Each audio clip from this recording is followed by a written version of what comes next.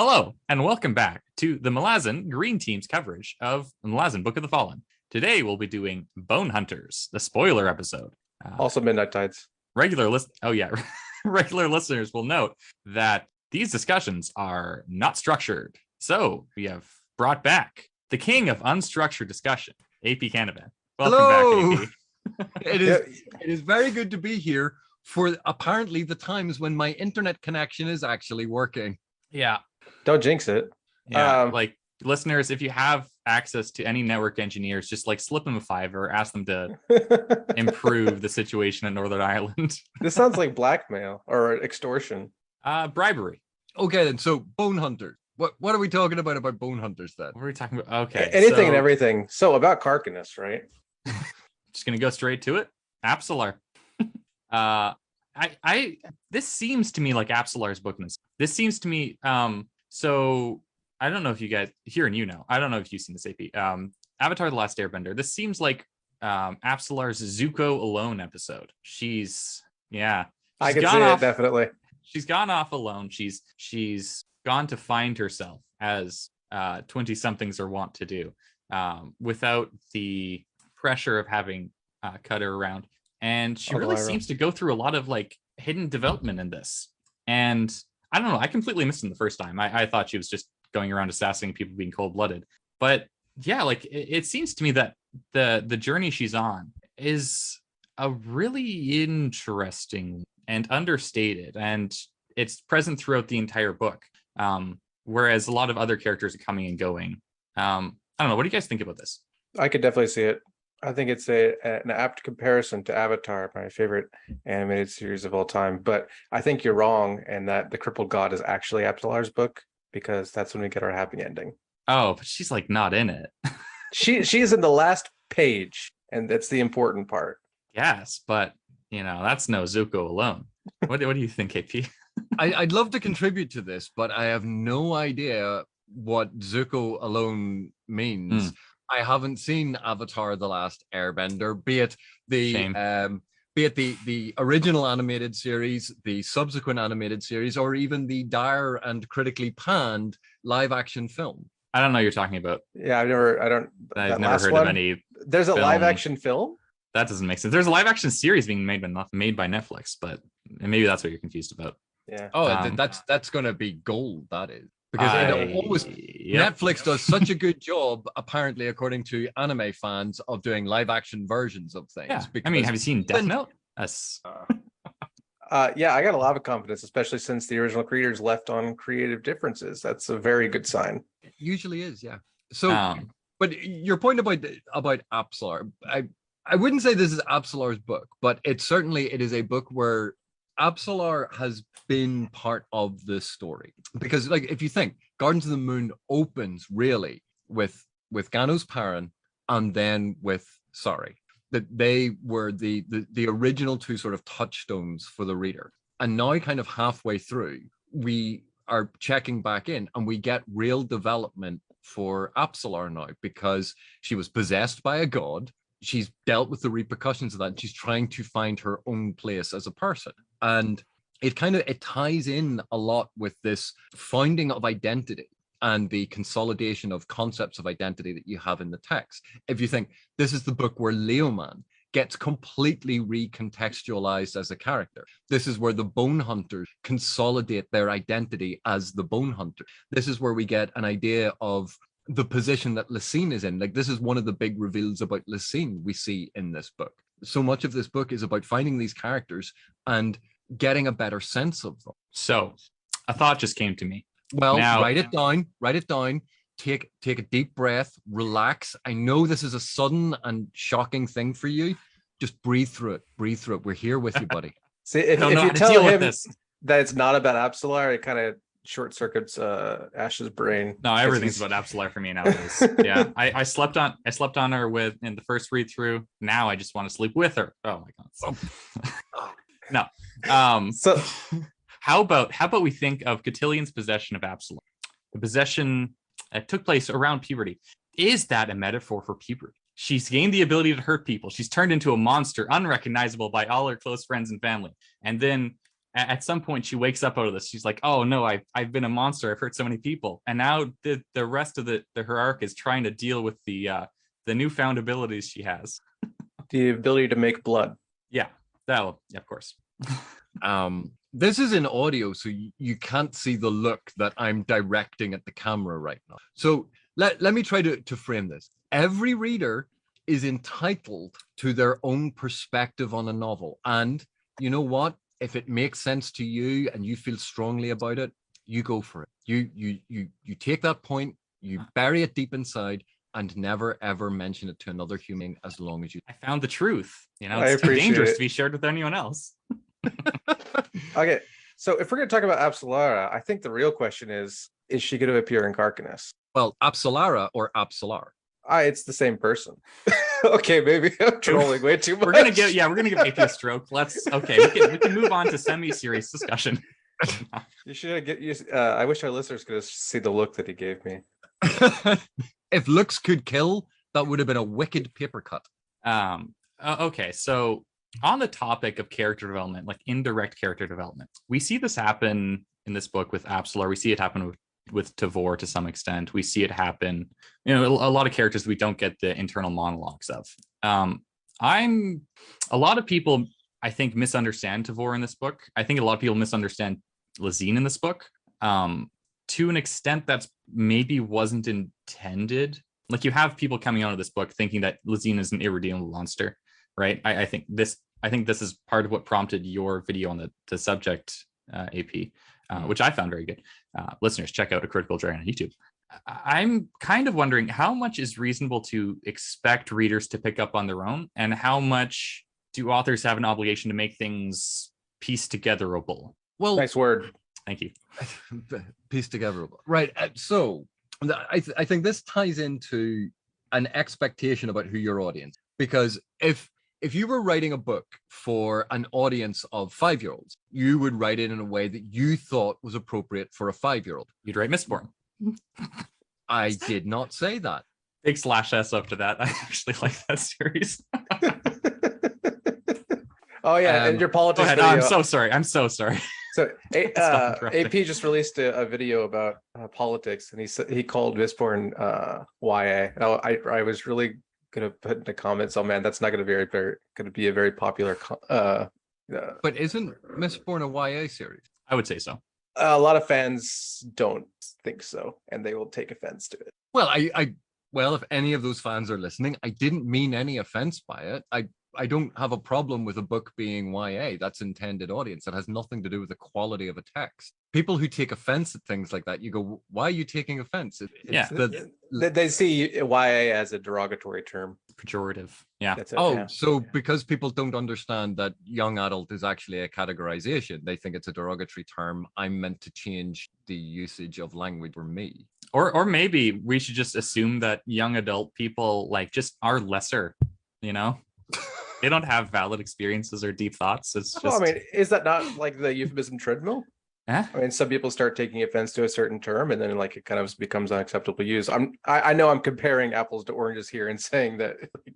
But YA is a classification of basically intended audience according to usually the level of literacy, and then also in terms of thematic stuff. So you have Vin as a young female character coming to terms with her position, coming to terms with her powers. There's a quite significant adolescent sort of coming of age power fantasy element to it. So that is right in the wheelhouse of YA. Oh, I agree. I mean, a lot of the elements of it would have thought are YA. I didn't think it was a controversial term, and I certainly didn't mean it to be pejorative in any way. AP is currently crossing his fingers in the camera.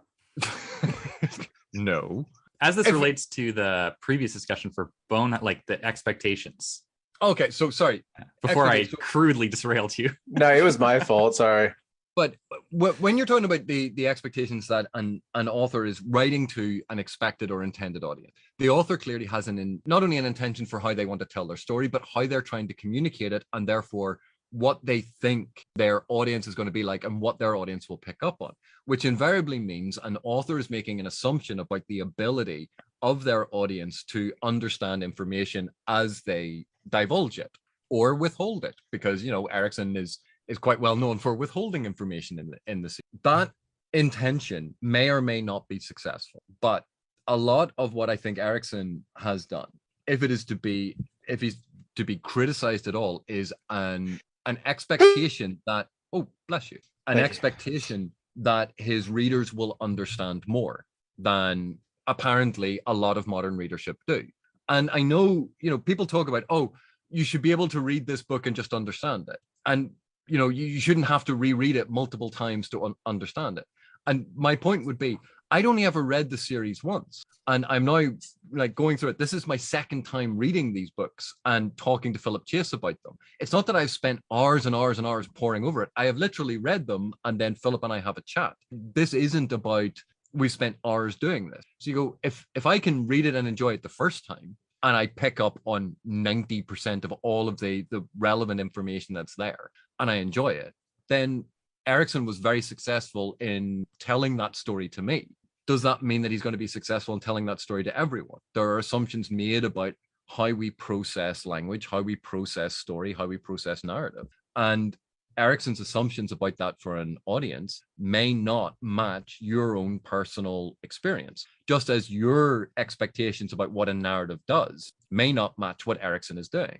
And it doesn't mean that Erikson is a bad writer because he didn't explain that to you. It's a different type of narrative. And the curious thing is, when you read outside the genre, your expectations about what a narrative is, how a narrative is meant to function, the different ways that you can pick up an information broaden, and you get more tools with which to analyze narrative. If you read solely within a genre, you get very used to a certain way of reading writing because it's a genre norm. And when something like the Malazan Book of the Fallen comes along, that is using techniques that are not common to fantasy in general, epic fantasy, shall we say, because there are some brilliant other fantasies that are even more esoteric or even more literary that do different things. But when something like the Malazan Book of the Fallen comes along and it is epic military fantasy, people have certain expectations and you end up reading against the text because you're going, Erikson isn't telling me these things. Why hasn't Erikson explained what warrens are? You go, why do you need what magic is in the world explained to you? Oh, well, magic should be explained. Where's the should coming from? And it's, oh, but this is how you do characterization. You go, no, that's one way to do character. And so I think with a lot of the techniques that Erikson employed, they are very, very familiar to people who read a lot of short stories. He uses short story writing techniques all the way through. And if you are accustomed to that, the Malazan Book of the Fallen is not complicated. It is not complex. And that has nothing to do with going, oh, I have a big brain, 9,000 IQ reading ability. I understand the technique that Erikson is using to write it. Therefore, when I am reading it, it seems straightforward. And people misread things because quite often they don't have the same facility with that technique. And that has nothing to do with intelligence, and that has nothing to do with ability. That is simply exposure to a different technique. Yeah, I do agree with your take. I would add that in addition to writing like a short story, the text also feels very historical, as in when you're reading history books, a lot of the times we have no idea what the thoughts were going on in the heads of the crucial people making these decisions. Like, say what you will about Julius Caesar, one of the most written about men of all time. We don't know his exact thoughts before he crossed the Rubicon, right? And to me, Lysine feels very much like that kind of leader. Not that she's as charismatic as Julius Caesar. Honestly, charisma is probably her downfall, I would say. I think that's probably the worst part about her by far. And you're exactly right. The Malazan Book of the Fallen is written as a historical tome. It is written as this history that has been interpreted and reinterpreted and told in a certain way, which obviously, we find out who am I allowed to talk about who the narrator of the Book of the Fallen is? Yeah. This is spoilers. Yeah. Anything goes. Okay. So the crippled god saying, I'm going to write the Book of the Fallen. So I'm going to tell this story of how I was freed. And I'm going to choose to frame it in a certain way because what is important to me is I was an alien god, brought down, tortured, imprisoned, in pain. I was lashing out as soon as I had the ability to do so. And yet, despite that, It wasn't the gods that came to save me. It wasn't these great, powerful, ancient races that came to save me. It was the everyday men and women of the human Malazan army, the Bonehunters, led by Tavor, that came and they freed me. And they taught me this lesson about compassion because I had done everything to torture this world. And they realized that it was from a place of injustice. And so that's the framework with which Kamensod is telling this story, is recounting these events. And when we look at ancient history texts, like when we look at all of these, like even when you look at modern day textbooks, how events are framed will be so telling about how they want you to interpret what happened. And when we go further back in time, it's even more overt because the narrativization is made very overt.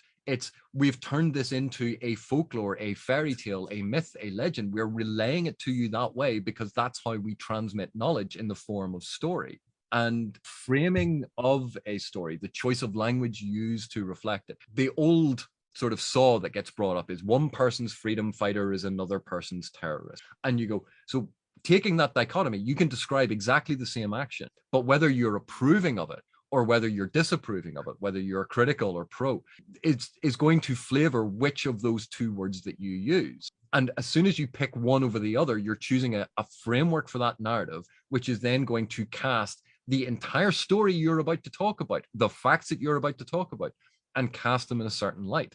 And that's the power of narrative in relaying history from a particular perspective, which Erickson signaled from the very beginning he was doing.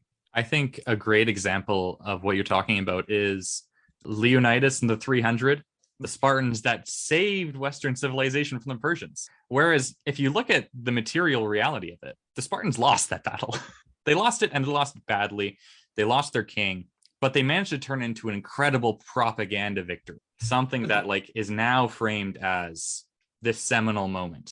Yeah. Quite a bit more than just those 300 Spartans. Yeah. It was 300 there was also Spartans. Athenians. There what was it, 5,000 Athenians. Then there were all of the servants and all of the other. It wasn't just 300 guys dressed in Speedos and cloaks. No. And of course, Sparta was a horrible military dictatorship, not at all a beacon of democracy. And neither was Athens.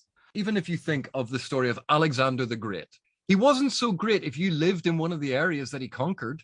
He was Alexander the Git. Alexander the Git riding in here and stealing all our land. Depending on your perspective of that narrative, are you Alexander the great conqueror who went out and brought civilization to the masses? You go, we didn't ask for civilization.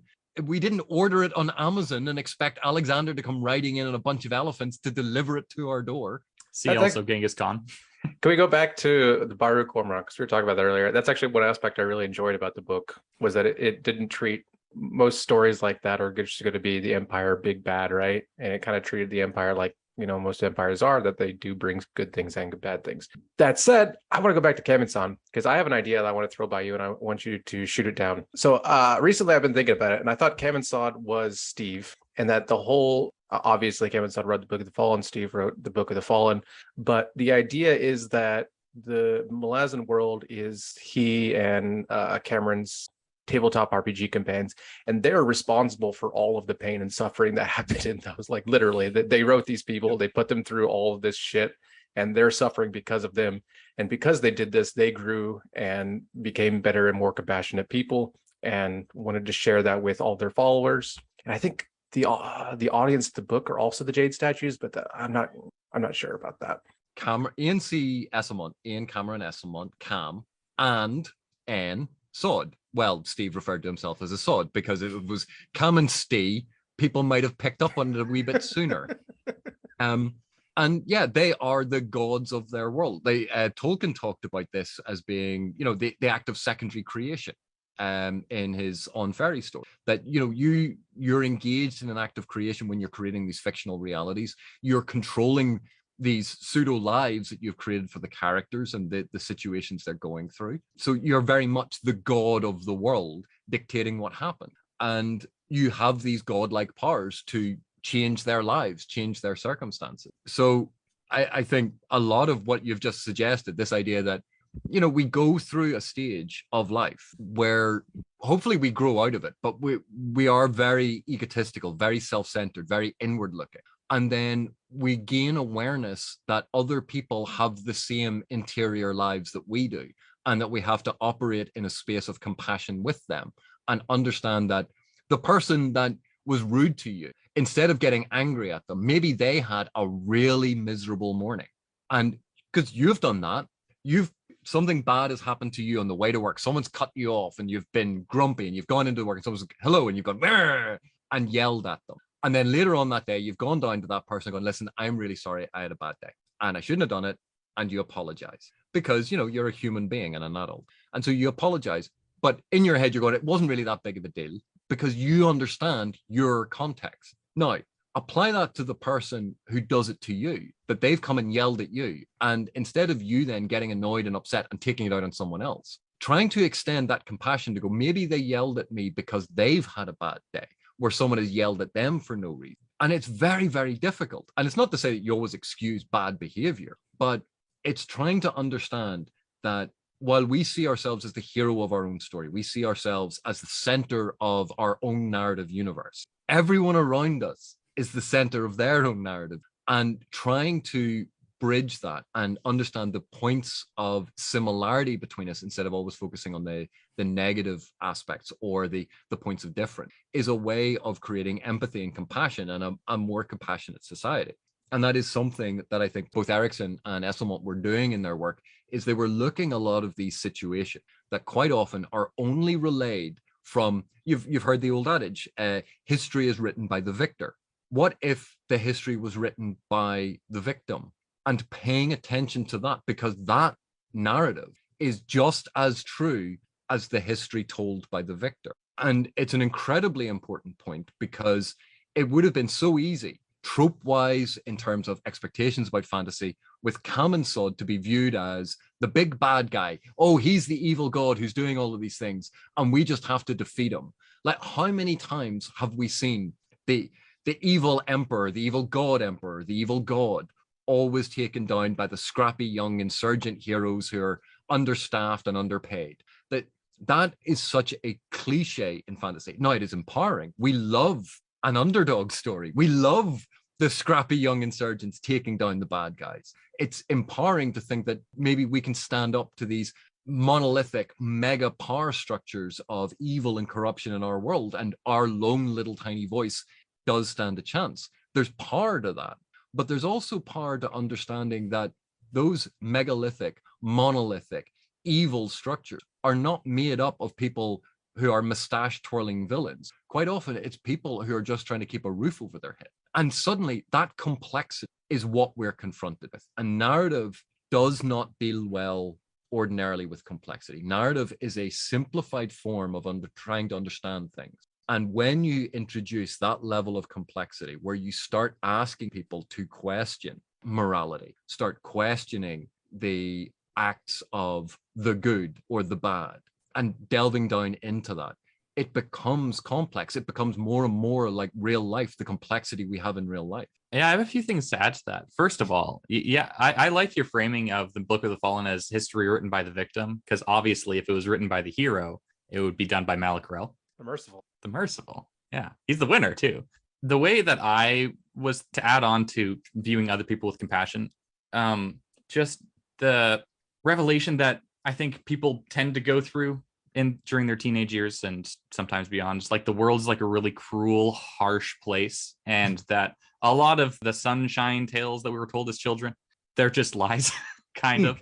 And that like your parents probably did some kind of meaningful damage to you as a kid, but then you need to learn that your parents are fallible humans too, right?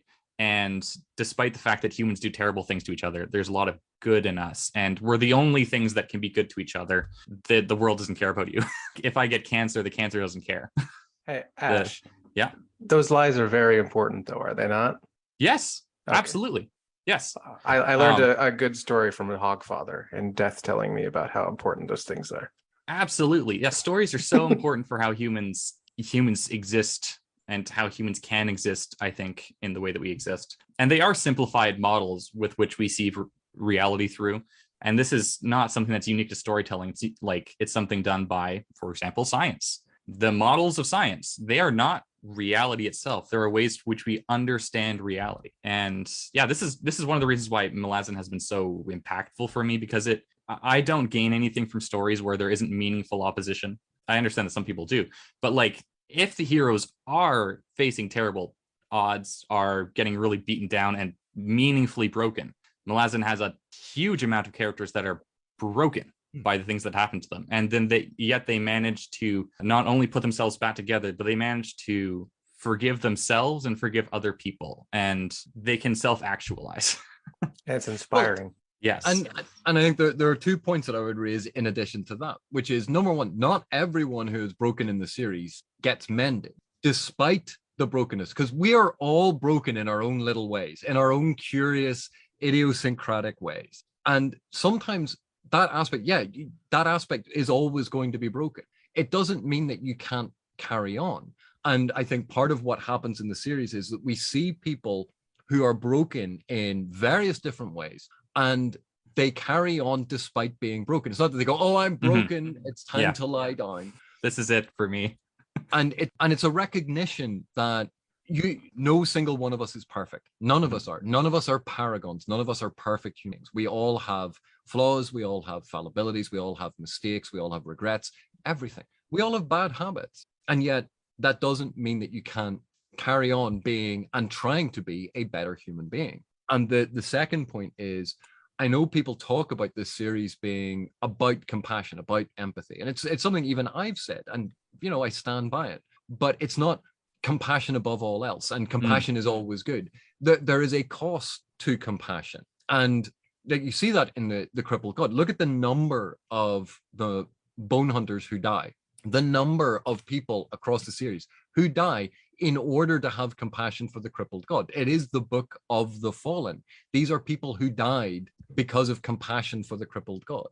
And compassion is not easy. Compassion is not cheap, and compassion is not simplistic. It's complicated and nuanced and has a cost, and that is something that runs through it. But I think ultimately the series still comes down on, and I think Erikson still comes down on the part of the equation that says there might be a cost, but that cost is generally always worth paying.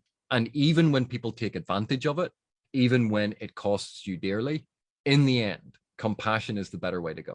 Erikson comes down on that equation, in that sacrifice, that compassion has a cost, but ultimately, while people may take advantage of it, while it may cost you dearly, in general, the best approach is compassion. The best approach is empathy, because what you're left with then is cynicism. And if you have a cynical society where everyone is just out for themselves, you no longer have society. You just have individual competing interests and a breakdown of society. That's why I don't live in America. Or a cancerous, toxic codependence like you see in Lether. I think that would be a fair characterization of them.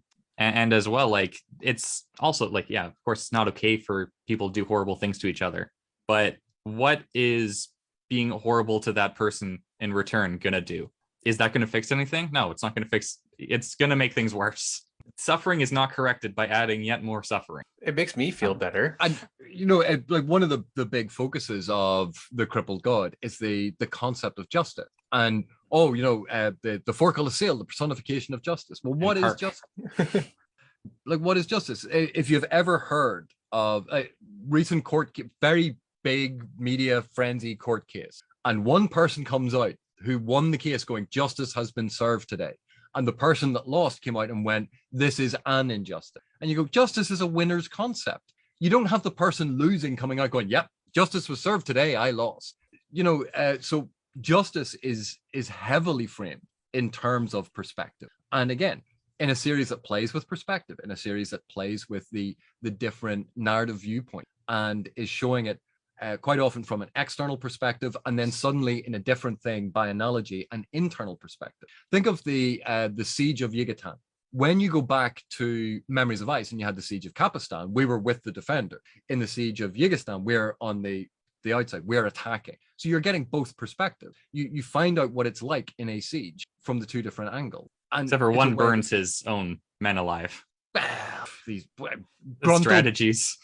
Gruntle filled a building full of bodies. Like, everyone has a hobby. Yeah, that's true. Don't knock it until try it. Leoman's a fan of slow cooking, or sometimes fast cooking. Flash roasting. But Yeah. and even like Leoman, who when we were first introduced to as the companion of Toblakai is almost entirely silent. We now know who Toblakai is. We now have a great deal of the interiority of Karsa. But Leoman is still this kind of slightly cynical guy until this book, and you go, it's not slightly cynical. He has no faith in anyone and anything. Not even his own best friend, Korab. Korab, we see the power of belief, but also what happens when that belief is shattered. Korab, and again, like people say that some of the stuff in the Book of the Fallen is very anti-religious or anti-belief because of the Machiavellian politics of the god and all of these different things. But you take someone like Korab, who was a true believer, he was a fanatic of the whirlwind. And yet when he's confronted with the reality, the very first thing that he does when, they're going in that crawl through the bowels of the city to escape, what he is confronted with is the Malazans didn't eat the Malazans went out of their way to rescue the children, even though they didn't have to. And they even were trying to rescue him as well, even though he was their enemy. And he suddenly, everything he lived for, had learned about, believed was a lie. But what we see in Korab is he goes, right, I will readjust my thinking. And to see a character confronted that their entire life has been a lie, everything they believed has been a lie, but to have that self-fortitude to go, well, okay, I want to learn the truth and learn from it is, I would have to say, slightly refreshing in this day and age. But Korab, rather than just double down on his cognitive dissonance.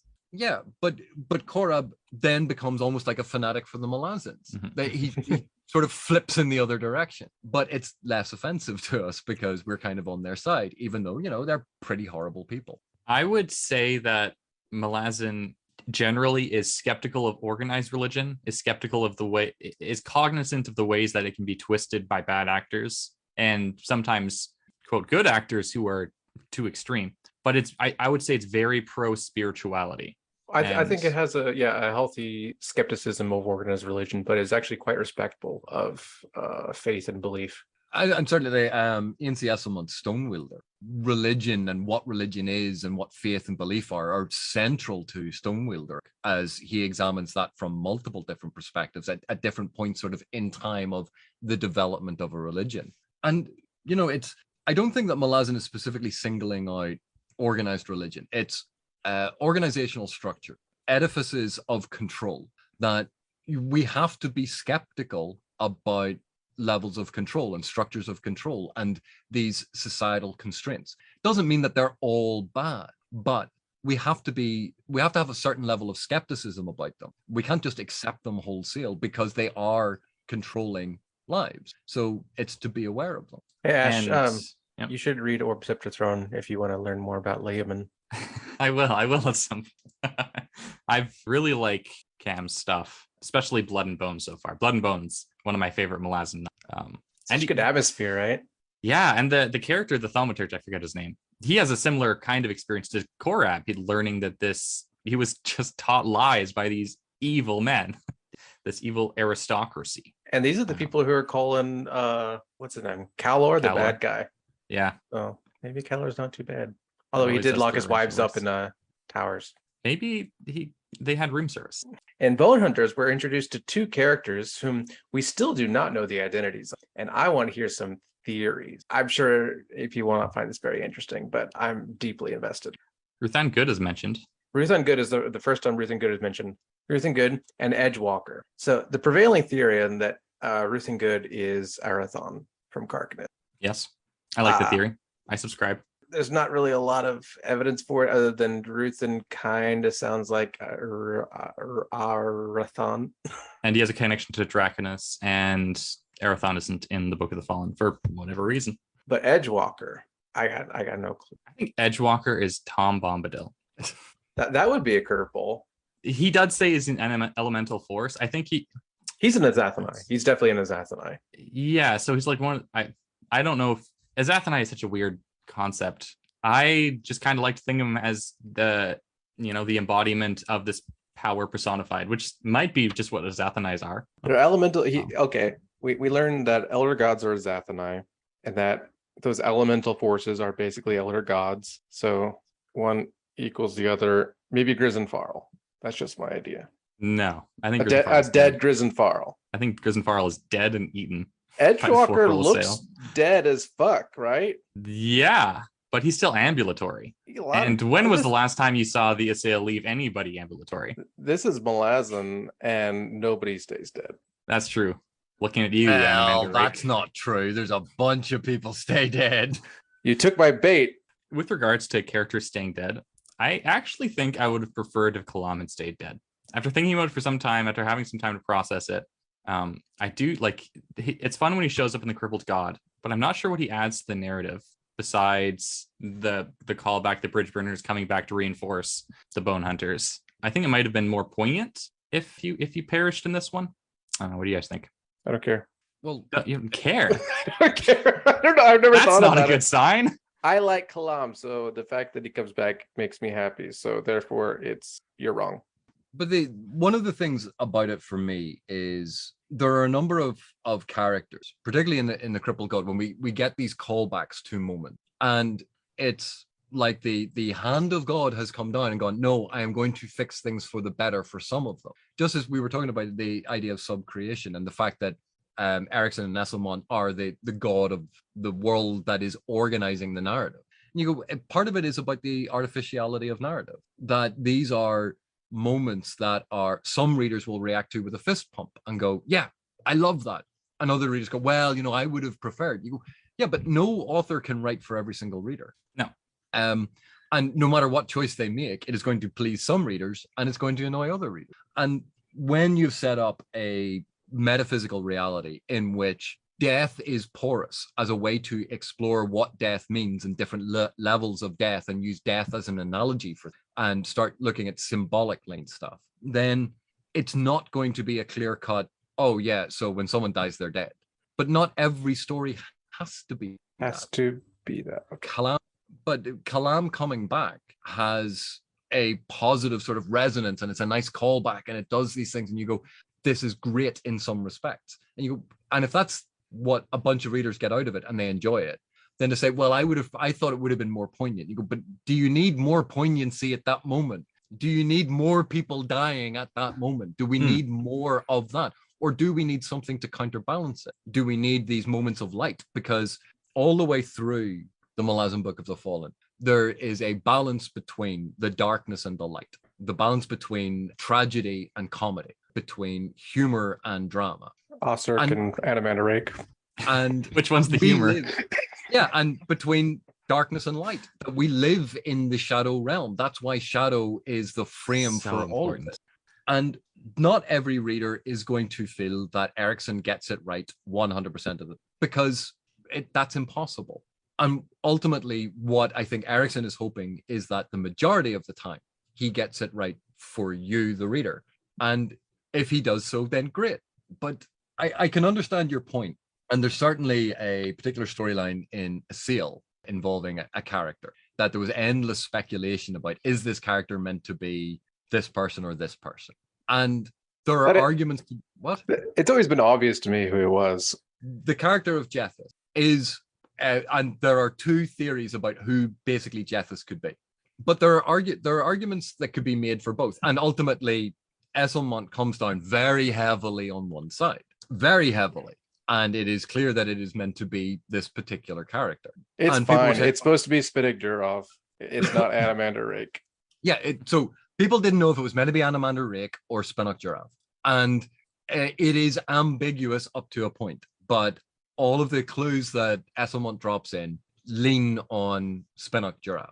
And although it is left ambiguous and the reader can make up their own mind, most people believe that it is Spinnig Durov. And most people say, well, that's good, because otherwise Anamanda Rake's death would have had no meaning. And I would argue against that particular interpretation, because Anamanda Rake had spent hundreds of thousands of years leading his people, hundreds of thousands of years sacrificing everything for his people. He had no life of his own, and makes the ultimate sacrifice on the understanding that he is going to die and cease to exist. And he makes that sacrifice, and he gives of himself to make Mother Dark turn back towards them, to stop and break up Dragnapur, which was a failed experiment, and to right a lot of historical wrongs and all of these different things. He makes that sacrifice. If the character of Jethus had been Anomander Rake, this would have been such poetic justice, because unasked for,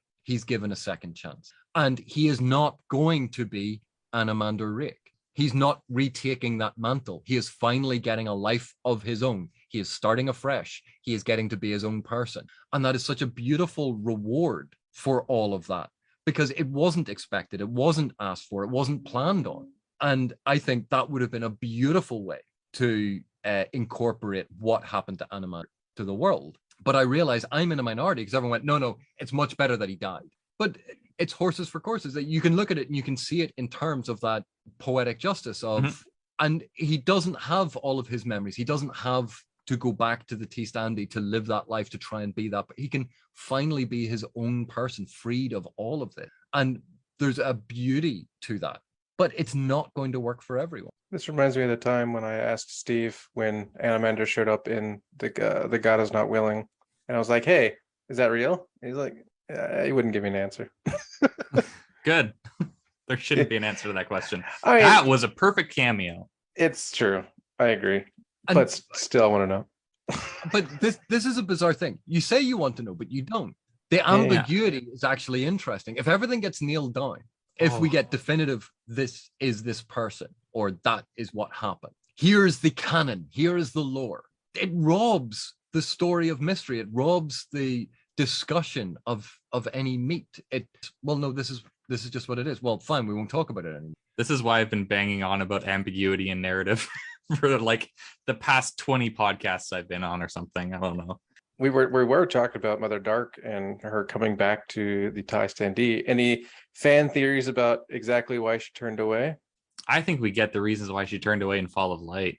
Yeah, exactly. And it's not out yet, so we could talk about it. Huh? Fall of Light? Oh, Fall of Light. Is. I'm stupid. Really? Shadow.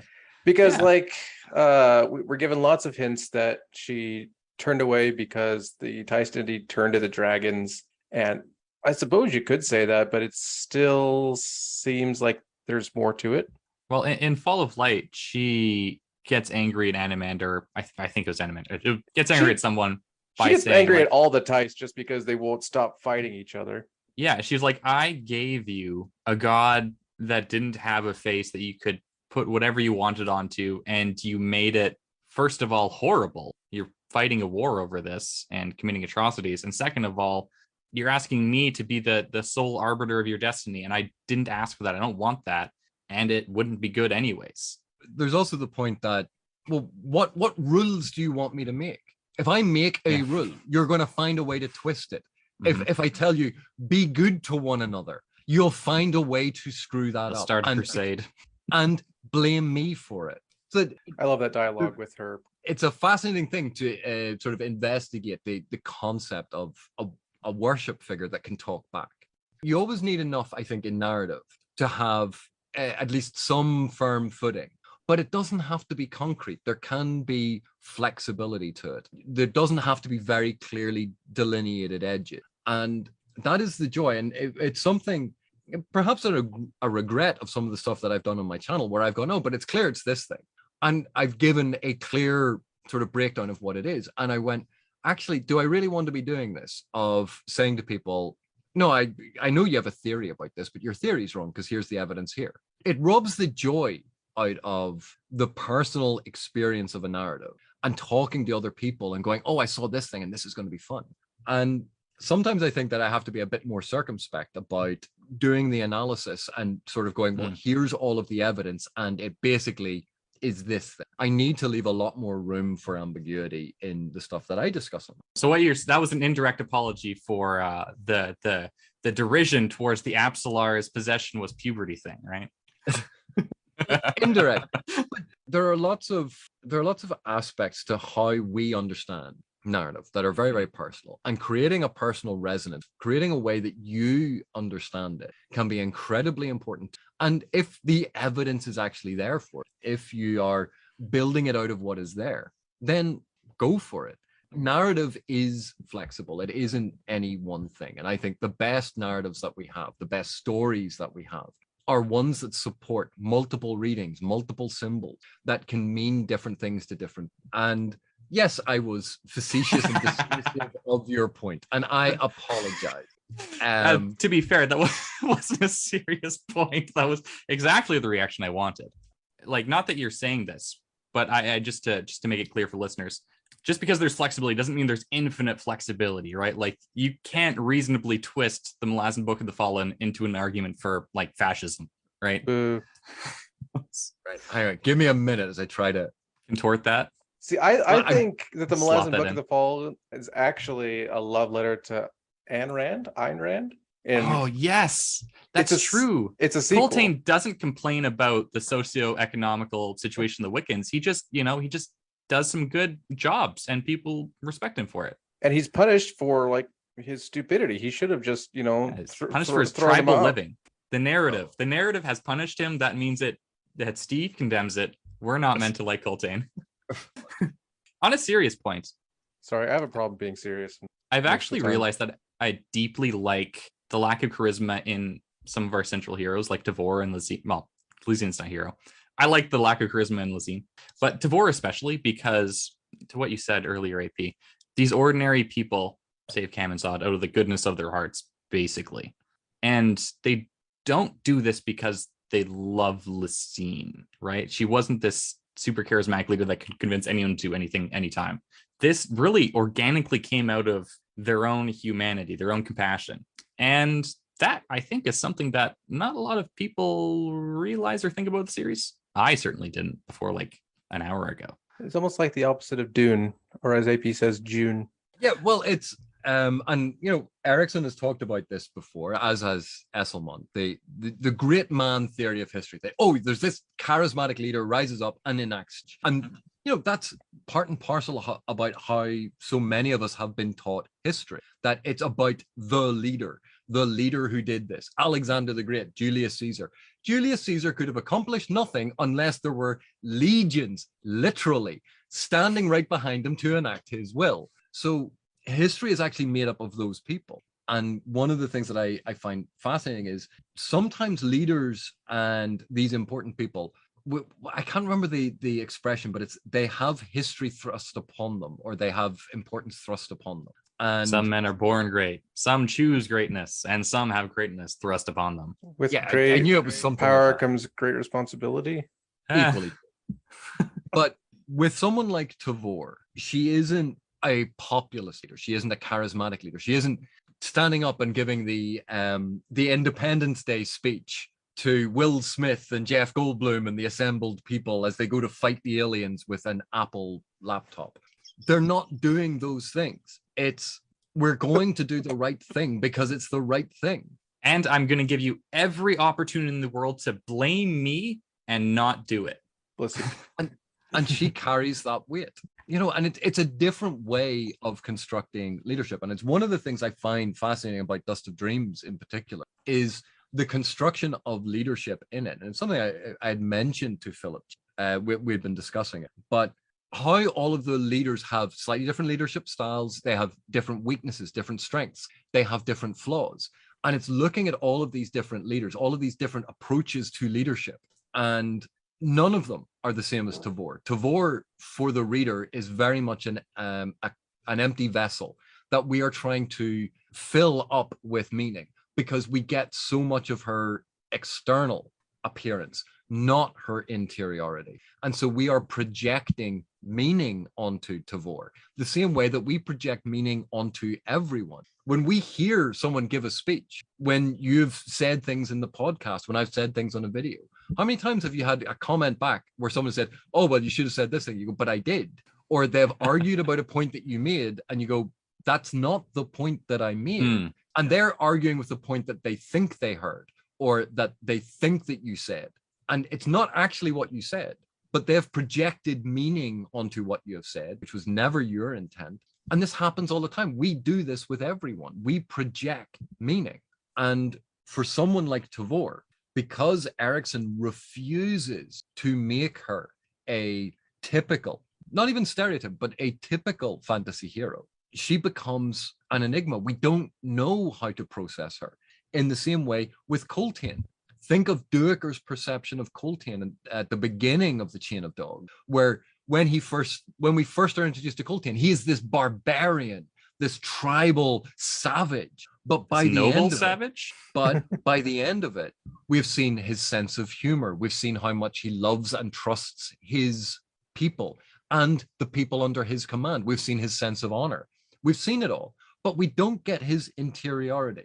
This is all stuff that Duiker has had to observe over time to feed to us so that we can construct the figure of Coltane. But even then, we don't know him. And so this is what we're getting with Tavor. It's what we've gotten with Tavor all the way through.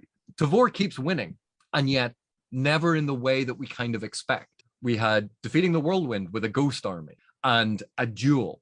Now, any other leader of an army, but any other leader of an army, think of Achilles at the beginning of the film Troy, the hero Achilles coming out, they have a duel and, oh yes, we've won the war. He's venerated as a hero. Tavor wins that duel. Does she get accolades? No, it's over, done with, and she goes back.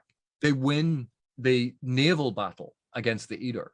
Oh, but that was done through trickery. They win in Malaz City, in Bonehunters when they're attacked. Oh, but they were just defending, and it's not that. They win at Yigatan. Oh, well, that was Leoman. Every time she wins, and every time there's an excuse to take that win away from her, where any other leader, it would have been, oh, but they won. And as well, a lot of readers, I definitely got angry at her the first time as well, because I wasn't getting that. I had all these expectations that I was placing upon Tavor that were in part supplied by other characters, and they kept getting frustrated. I wanted her to be this something, like even just like she's not a pretty person. I kind of wanted her to be pretty because that's just Hollywood for you, I guess. If it ever gets adapted, she will be. Yeah. So I'm kind of stuck on this thing. You said that at the beginning of the movie, I haven't seen Troy, but the Greeks win the war because Achilles won a battle. At the battle at the beginning of Troy, Menelaus's troops are set up against a different opposing army, and basically they've agreed for a battle of champions. So they call out for Achilles, and Achilles is lying asleep in his tent because he's a git. And then so Brad Pitt gets up. Brad Pitt's Achilles. Your brother goes out, and they have this duel. And Achilles, it's not a big long fight that goes on for hours and hours. He just dispatches the guy, and then goes right and walks back to his tent. I thought that was you in that movie. You saying that was Brad Pitt? Here's the double, I suppose. So it was establishing him as it wasn't at the end of the Trojan War. Okay. No. Yeah. Because I was like, man, they seriously did a harm there against my boy Odysseus. but it's weird. But in that we see Achilles, like his men venerate him because he won the fight. But we see none of that honor heaped on Tavor, and readers don't do it either because they go, well, we're really let down. And I think, well, part of it is obviously Ericsson's intention with that scene. Another part is we see it from Fellison's perspective, and we see it from the perspective of the victim, and that changes it. It robs us of glory. Think of any of those battles. If you saw it from the person who was always being, it changes that duel from something great and glorious into something much, much darker. And it's the balancing of that scale because we valorize violence in fantasy. I hated Tavor for so long just because of what Fellison. Fellison just keeps getting more and more tragic to me the more I think about her. To your point, AP, in the Iliad, Achilles does have a battle at the end of the book, right? And he defeats Hector, the champion of the Trojans. And at the end of the book, this war is still going on. He accomplishes this great heroic feat, and later, at some undefined time, he dies. Yeah, but the Iliad is the story of Hector, so it ends with Hector's death. Yes, I'm just saying that like this great hero did not solve the problem with his great duel. Hector? Yeah, I'd say it's more about the rage of Achilles, right? The pangs of Achilles. There's a whole big pregnancy narrative with it's fascinating. I'll have to look into that. Yeah, it's a story about Hector. There's a controversial hot take for your listeners. I like Hector. About Hector. He's interesting, but I would not call the Iliad about a Hector. It's not that these things always solve it, but where Tavor uses it, I was using that as a big cinematic example of it, where you can see the duel being the definitive thing for the battle. But when we see it from there, we get it from Felison's perspective, and we feel her heartbreak, and we realize the tragedy of it. And that ending is all about tragedy. And it's meant to be heartbreaking, and it is heartbreaking, because what we wanted as readers was for Felison to take the helmet off and hug her sister. And the two of them were going to hug, and they were going to hug it out. And Felison would be, how could you do that to me? And Tavor's like, but I tried to save you, and then this war broke out. What could I have done? And then she would have explained her whole plan, and the readers would have been happy. And then they would have made up, and the readers would have been happy. And instead, no, life doesn't always work out like that. And Tavor and her mentor, Lazine, they refuse to kind of explain away themselves. They seem to outright refuse to retell their stories in a way that would absolve them of responsibility. Although Lazine is kind of a hard one to figure, because she so thoroughly assumes the mantle of the throne that, like, it's hard to tell exactly how much Lazine is left there and how much is just the Empress. And we can make a very strong comparison between that and the character of Lorne in Gardens of the Moon, because how much is the role, and how much does the role take over the person? And when we see Lucine in Bonehunters, she's stuck between a rock and a hard place. Both circumstances and her own decisions have led her there. The machinations of they have placed her in a very difficult position for her to find a way to protect the Empire, which is the only thing that she cares about. She goes, I'll sacrifice the wicked. That will appease the people at home. It will sort that out. I can recolonize the plains. It fixes all of these problems. What's the cost? Oh, well, okay, it's a mass genocide of an entire tribal nation. But you can see that calculation in her head. And for the good of the entire empire, one people is worth it to her. But she's in that position. And Tavor refuses to back down. Tavor is like, no. Not just it's worth it to sacrifice the people, it's worth it to have everybody, well, to have at least a significant portion of people that she, I think, respects and would like, if she allowed herself to like anybody, think she's a monster, right? She's willing to take that upon herself because that's just what needs to be done. Quote, needs to be done.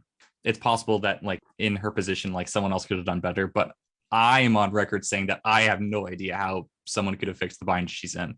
And, and that's obviously one of the narrative tricks that authors do, is they create situations.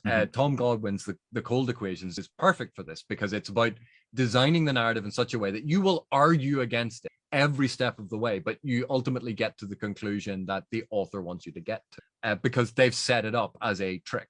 But in that situation, we see that Malik Rel has built up popular support with telling lies, alternative facts, narrative, whatever way that you want. But he's appealed to people. He's drummed up fear of one thing. He's twisted a narrative to suit his purposes, to propel him in power.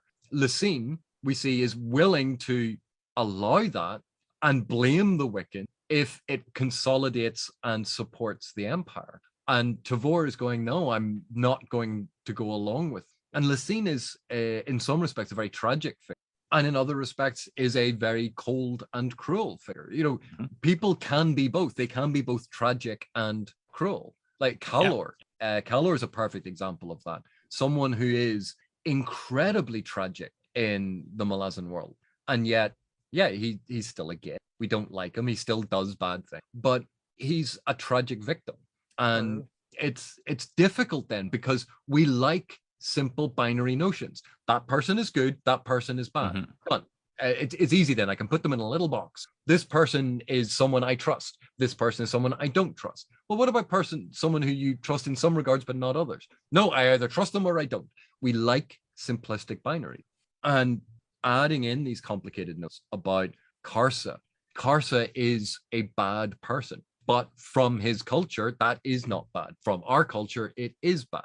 Then he goes on a sequence of growth and changes in some respects. Does that redeem him in our eyes? It's complicated. It's not straightforward as, oh, well, now everything's all fine.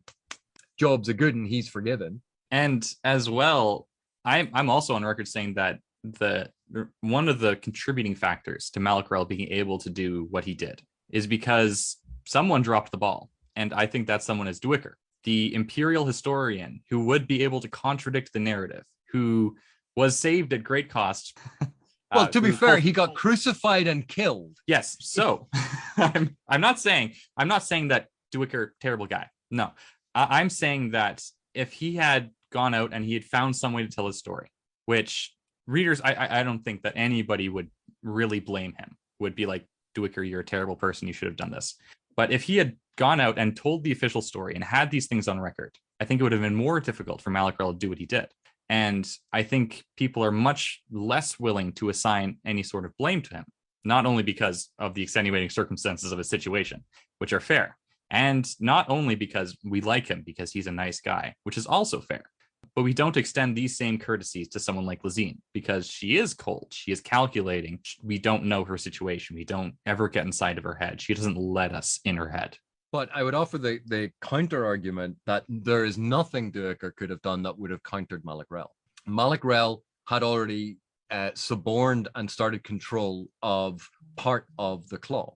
He already had access to the intelligence service to assess it. He had the ability to disseminate his version of the story broadly, widely. He could go, but look, that one person over there is saying it, and that there's two sources of information. Duiker would be one lone voice. Oh, I was there. Oh, really? How were you there? Everyone died. You liar. So, but like this, it's not a binary thing, right? Like just you're saying, like it would have been a credible voice added to the other side that wasn't there before, that like was completely absent. Like I don't think even Lazine really knows what to think of the situation because no one has been able to tell her, I don't think, what has really gone on. I think she probably figured out, for example, I don't think she's buying that the story of Malacrel and Corporal Adam, not for a second. But she also doesn't have someone she can trust to tell her the cold, hard truths of the matter. And you can extend this to the other important people like Taishrin. Well, I don't think Taishrin nor Lazine would pay any attention to what Malacrel is saying.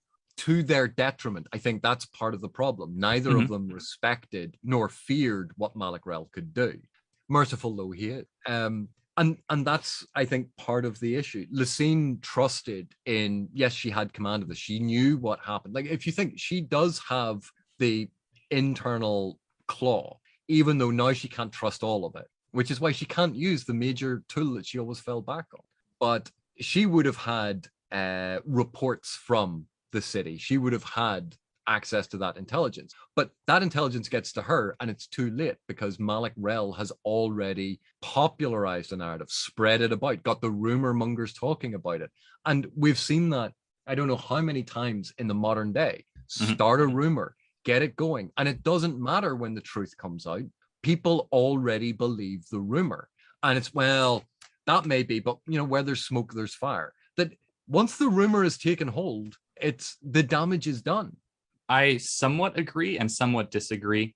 I think that there is value in the story that Duiker would be able to tell. I don't know if he ever got around to telling it. There would have been some people that would have read the history and thought, I didn't know this. I was taken in by the narrative that was spread that the Wiccans were evil and they were, you know, these tribalist monsters, whatever. But I think that some amount of people would read the story and be persuaded by it, much like some people read the Book of the Fallen and are persuaded by it. And the thing is, like, you're absolutely right. Some people would have been persuaded, but in the grand scheme of things, it wouldn't have stopped Malacrel's plan. Maybe not. I do think Malacrel would have been successful. Well, it's hard to tell because Malacrel wins by such a slim margin, right? At the in Return of the Crimson Guard. Well, it's the flip of a dice, really, or the flip of a coin in a lot of these respects. But that's, roll of a dice, I think, is more appropriate, but because of the role playing. But this is what we have throughout history. One little tiny change and history would have been completely different. We see that when we look back on what if Caesar had stopped at the Rubicon? What if he had that one moment when he went, no, I'm not doing it. Or if he was killed by the Gauls, or if he was killed by Sulla, you know, all of those things drastically changed. And you go, oh, but this was just always going to happen. You go, no, it wasn't. And sometimes these decisions are so small and you go, oh, but, and that's what we see. They get boxed into a place. Caesar had to make that decision because he'd run out of other choices. But the reason he'd run out of choices was all of the events that led up to that. It wasn't just that, oh, I'm just going to march here and dabble my toes in the water for a wee bit and have a think about it. It led up to that moment. And then he had one last moment to change his mind. And then we have history. See also the French Revolution. Well, it's very hard to stitch someone's head back on again. It is, but there's a lot of things that go into deciding to cut someone's head off in the first place. Cake, for instance. Yeah, exactly. Yeah, if you're too busy eating cake, you can't cut people's heads off. And again, that is the very popular narrative about it. Yeah. And you go, it's a nice little bumper sticker, let them eat cake. But do you really think that was the entirety of the argument? No. It's also not what she said. Well, there. Yeah. Anyway, but Bonehunters, I think, is a fascinating book in the series. Mm-hmm. Not only because it is what we never got to see with the bridge burn. We find out little bits of how they became the burners. We got the origin story told to it, but it's such a tiny fragment of it. But what people forget is we're seeing essentially the formation of the bridge burners in what the Bonehunters are going through. Mm-hmm. We're seeing that formation. You don't need to see it twice. One was the mythical, the bridge burner unit. They were the bridge burners. And now we've seen the Bonehunters. We've seen how they become this. And then when you think of how when Hedge comes back and he tries to basically restart the bridge burners and wonders why Fiddler's annoyed at him. But that's gone. This is the thing now. And it's new. It's different. And the bridge burners are now guarding Hood's realm. And he goes, all of them? Some of them were terrible people. And you're like, yeah, we see that in the Bonehunters. They're not all heroes. And as well, like the entire time, people in the Bonehunters are saying, oh, we're not what has come before. And then in The God Is Not Willing, the same exact thing has happened. It's like, hey, this isn't the glory days of the Empire when the Bonehunters were running around. And it's this constant projection back to the idealized past. The idealized past, or the heroes of the past, because Hercules and Theseus and Perseus, they were all taller than normal men. They were bigger than normal men. They were literally larger than life. Look, we find archaeological evidence that's not a human boat. Don't worry about that. But we idealize it, we simplify it, we narrativize. And so much of the Malazan Book of the Fallen is playing with that very concept of this is how things get narrativized. This is how we see these images. This is how we turn things from something that happened into the story of what happened. This is how a religion gets formed ×3. Very curious what's going to happen with Coltane's little cult. How dismissive was that? His little cult. Yeah, his little cult that he started at the end of his life, intentionally, and totally wants to be around. Well, you imagine how he's going to feel as, Wiccans just reiterate. And it's like, he's going to rock up and go, that's not me. Yeah. And also sees these other cultures taking the stories of the Wiccans, being like, that's not Wiccan. You've repurposed my culture and your stories, like the stories of what happened for your own purposes, despite the fact that, quote, you, very heavy quotes around you, because I don't believe in collective blame, were the ones that killed him in the first place. What's going to do to the religious aspect? So Seven Cities are worshiping some sort of version of Coltane, and yet Coltane is around. So is he going to get some sort of, I don't know, power from that worship, or is all of that worship actually going to be channeled into a different receptacle? And I think they're going to frame him as some apostle of the apocalypse. Of course, this is something that AP is not allowed to talk about. Steve's not even close to finish, right? So it's not like he's read it, and AP is quiet, so I don't know. We'll have another talk about this when it's appropriate, AP. We should get to the question we were posed by one of our listeners. Rick says, one of the top of mind would be the talks between Karsa and Samar in Bonehunters are some of my favorite stuff in these books, mostly because when I first read the books, I was agreeing more with Samar. And when I've gone back, I agree more with Karsa, and I can trace and see the books and writings that led to that change. Do you have sections of the books that like that for you? Yes. Malazan is one of the things that convinced me that retributive justice is bad, very bad. I was definitely cheering when I first read the books, when the good guys did bad things to the bad people in return for the bad things that were done to them. And I was upset when, for example, the crippled god was let loose, or the Panion Seer was kind of just forgiven for all the stuff that he'd done. But now I look back and I think that's beautiful. And it was not switch flipped, but these books and Kark as well really shifted my perspective. See, I had the exact opposite experience. When I first read them, I was like, oh, that's nice. You should forgive them and they should be given a second chance for all the bad things that they did. And then I read the Book of the Fallen, and I think they should be punished severely and almost draconically. It's fascinating because I remember both times that I've read Dead House Gates, I've only read it twice. Oh, no, sorry, House of Chains. When Karsa rips off Bedithal's testicles, yep, and rams them down his throat. And I remember the first time reading it and having the reaction of feeling a level of satisfaction that someone was. I should probably say that I was totally joking, in case that wasn't clear. It was a bit unclear, but good, excellent. When Karsa punishes Bidithal, that punishment felt good because someone was finally doing something. Someone was finally acting when all of the others had equivocated. But the second time in reading it, that reaction, it was still there. I could still feel it. I still had that reaction, but I felt so much more guilty about it because where was the humanity? Where was the civilization in that reaction? That was an eye for an eye, a tooth for a tooth. That's not really how I think a civilized society should act. And part of what had actually changed was, in studying law and studying different systems and things like that, looking at treatment rather than punishment as a way to deal with offenders, and reading some quite powerful and significant arguments about it, and seeing that reaction, it still had that visceral, yes, this feels right, we should punish. Punishment feels good. It feels good to make people who have done bad things feel bad. And yet that is, it doesn't fix anything. None of Bidithal's victims are fixed by that. None of them get relief from what had happened to them from that. And all that happens is society is punished because for all that he was evil and twisted. If he could have been rehabilitated, he could have spent the rest of his life paying back society to make some modicum of change to make society better for all of the bad that he had done. It seems like a pretty big if, though, right? And well, we don't know. He was never given that chance because he had his testicles ripped off and jammed down his. And not only are his testicles ripped off and jammed down his throat, he's then sent to basically Malazan hell, where I think the implication is that he's going to be tortured for the rest of whatever his existence looks like.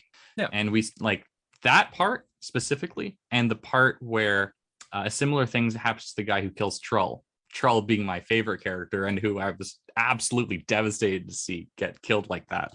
Both these guys are sent to basically the modern Christian idea of hell.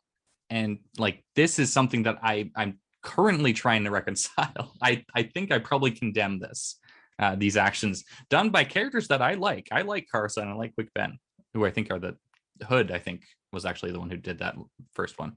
But the thing I find fascinating about it is it's a difficult thing for me to think about because I still feel that visceral reaction. I still want the guilty punished. I still want them. And yet, is that really the best way forward? And I know the posing of that question in the book, the debates that Karsa and Samardev have, the questions that are raised by the characters throughout this series. And I know some people complain about Erikson philosophizing, but so much of that, seeing the different articulations of it gives me a way to try to work through and understand incredibly complex and difficult subjects away from my initial knee-jerk reaction. And when we see aspects of, well, I don't want to, there were a couple of topics that we could have picked up on.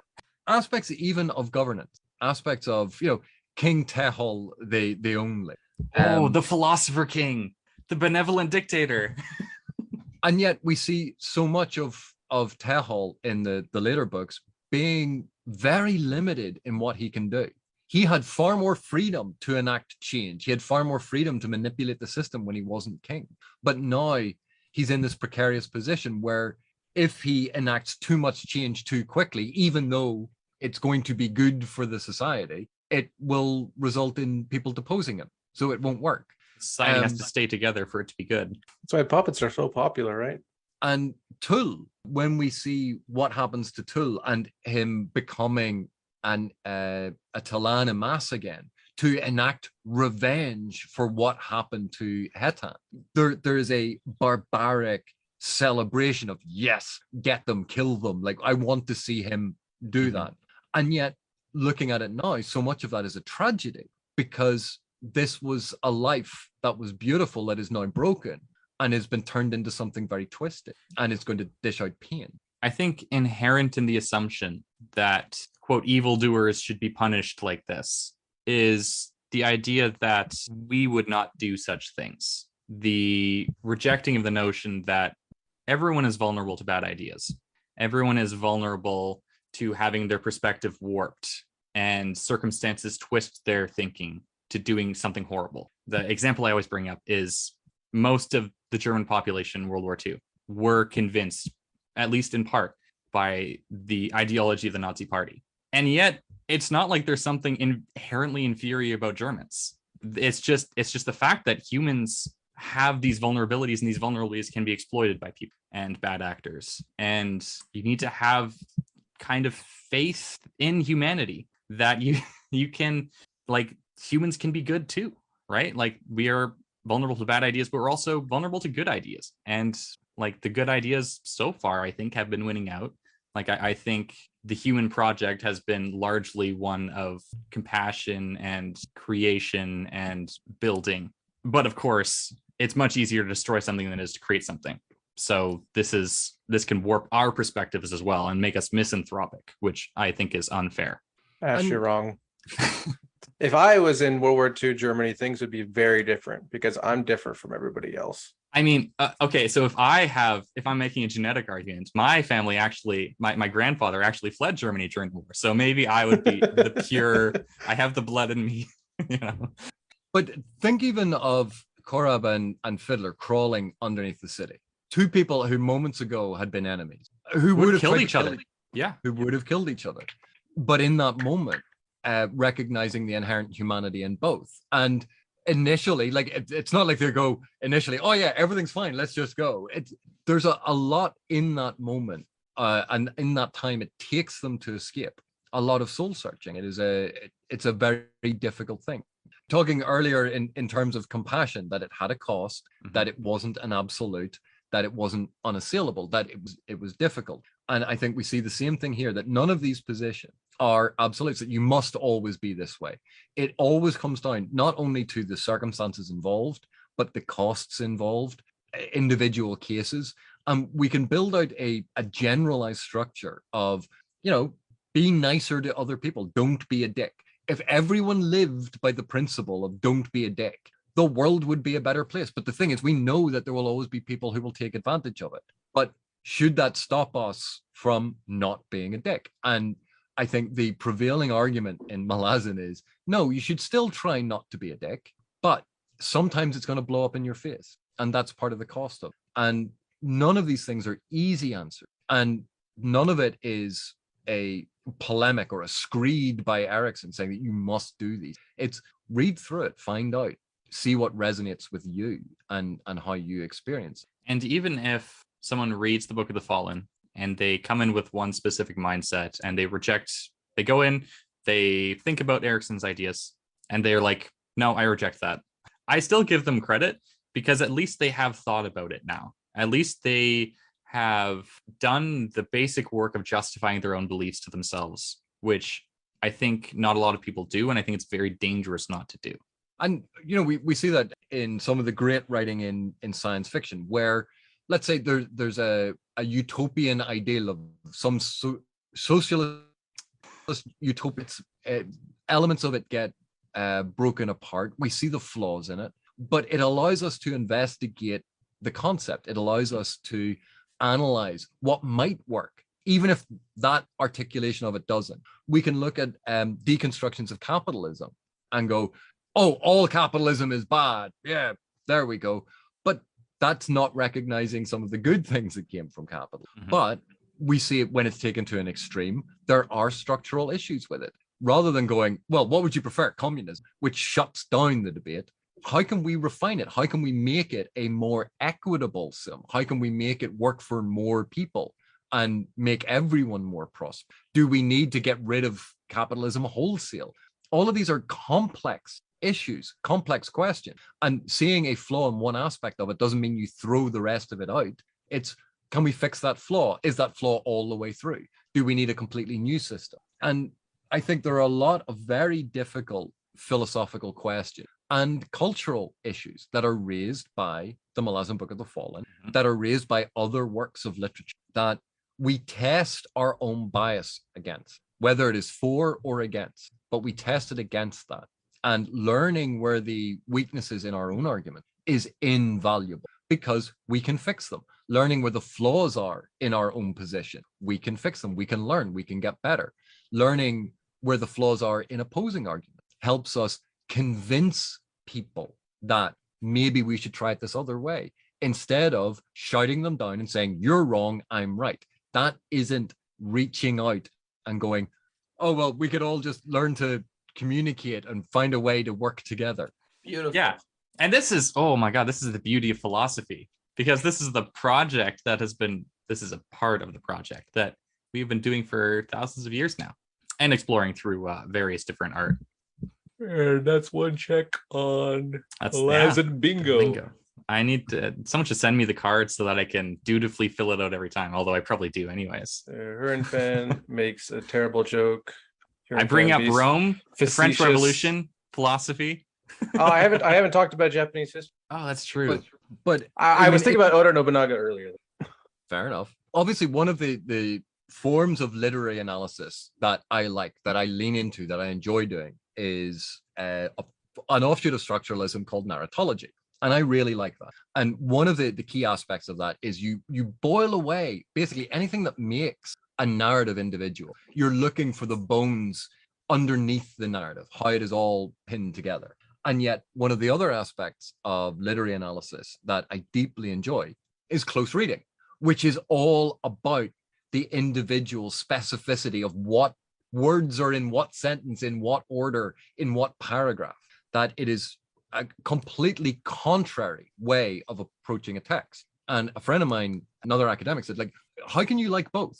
They're both valid ways to contextualize things. They're both different tools in the toolkit, and they are diametrically opposed. They are mutually exclusive approaches, but you can use both. And this is part of, I think, something that I believe we have a problem with in today's society is our reliance on binary opposition, that it must be one or the other. And quite often it's, well, we can use both. Not seeing things on a spectrum or seeing things with gradients, that it is always us and them. It is always black and white. It is always the dyadic pole. Malazan bingo. This is the part where I lament the human propensity towards tribalism. I was going to say or AP bingo when he was talking about, he hasn't said verisimilitude yet, but he's talking about narrative and close reading. So that's two on the card. Well, do you want me to say like the dialectic? Well, I was going to say the verisimilitude created in the diegesis. I got to black out bingo. We'll just cut everything out of this besides that. allows for a mimetic experience. Memes are good. I like memes. Listeners, for a really good examination of structuralism, look at the Ones Who Walk Away from Omelas video essay done by AP Canavan. Or you could just watch Star Trek. You could, but Le Guin is so good. Also, the Ones Who Stay and Fight is also very good and is also examined in that same video. And both stories are brilliant examinations of something, but in completely different contexts that are doing different things and examining it in a different way in a different historical time period. And the whole point of that video, for people who can't be bothered watching it, you don't have to. But you do. The whole point was if you tear away the individuality of those stories and you drill down to the bones of them, you can misrepresent what the stories are about. You're swapping that they are. And it's a very powerful tool. It's very easy to misuse. And that's why I think it's important to be aware of the technique, because we see this reflected in how stories are told to us, the perspective that is used, that we go, but I looked at the news story and it was told this way, and that's what happened. And how the language is actually used. It may be using the same bare facts as another story, but and to go back to a point that we had at the very beginning, the actual choice of language, the choice of perspective, how it is framed, are so powerful in how they convince us about what the truth is. And I came out of the Ones Who Walk Away from Omelas reaffirming my current philosophical stance that I'm a consequentialist, which obviously the ones who walk away from Onos very much raises questions about. But despite me disagreeing with, I think, the implied, what Le Guin was tentatively offering from the story, if she was offering anything at all besides questions. Besides disagreeing with that, I found the reading valuable. And I also disagree with the ones who stand and fight on a few more grounds. I don't think it's quite as good for me as Le Guin's work. But again, very valuable, and it challenges my preconceptions. And this is so valuable, I find. This is also why I get into pointless nerd arguments on the internet. A lot. Don't we all? A lot. Yeah. So anyways, listeners, this has been our discussion on Bonehunters, if you can believe it. I apologize for the lack of Carcanus talk. I tried to steer the conversation that way, but they weren't having it. But thanks for listening. Do check out AP's YouTube channel. It's excellent. Currently, there's a very topical discussion on adaptation. It's very, it's good. It's good. So thank you for listening. We should say we're going to be on AP's channel sometime. Yes, you might see us there talking about something. Well, almost certainly without the prior knowledge that apparently all of your guests have. You know, just like they're all like PhDs, award-winning authors. I like talking to smart people, which is why I invited the team on. We can have a talk about something. It's fine. Ash will just talk most of the time anyway. I'm sorry. All right. So goodbye. Thanks for listening.